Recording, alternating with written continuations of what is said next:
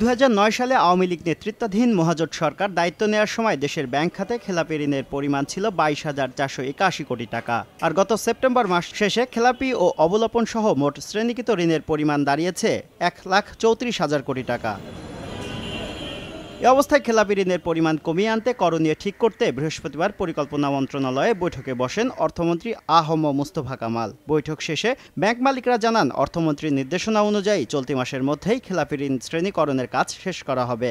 যে টাকা নিয়ে চলে গেছে আর টাকা দিচ্ছেন না, আবার অনেকে খুব ভালো ব্যবসা করছেন 10টি বছর, বাট হঠাৎ করে ওনার ব্যবসা খারাপ হয়ে গেছে, হয়তো মরে গেছে বা শিল্প কারখানা আগুন লেগেছে, এইরকম আমরা ক্লাসিফাই করবো। এটাকে ক্লাসিফাই করার পর আমরা বসবো নিজেরা আগে, তারপর আমরা মাননীয় অর্থমন্ত্রীর কাছে যাব, মাননীয় গভর্নর সাহেবের কাছে যাব। ক্যাটাগরিক্যালি এই ক্লাসিফিকেশনটা আমরা এই মাসের মধ্যে করে ফেলতে, এটা করা আছেই। এর আগে অর্থমন্ত্রী সাংবাদিকদের জানান, খেলাপি ঋণ নিয়ে উদ্বিগ্ন নন তিনি।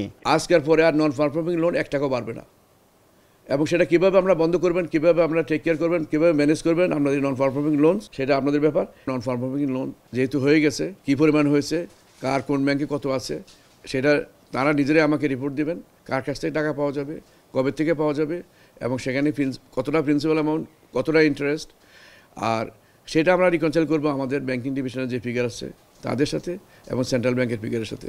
ঋণ খেলাপিরা ব্যাংকের মাধ্যমে টাকা পাচার করলে তা ফেরত আনতে ব্যাংক মালিকদের প্রয়োজনীয় আইনি সহায়তা দেওয়ার আশ্বাস দিয়েছেন অর্থমন্ত্রী। শুভ খান, সময় সংবাদ, ঢাকা।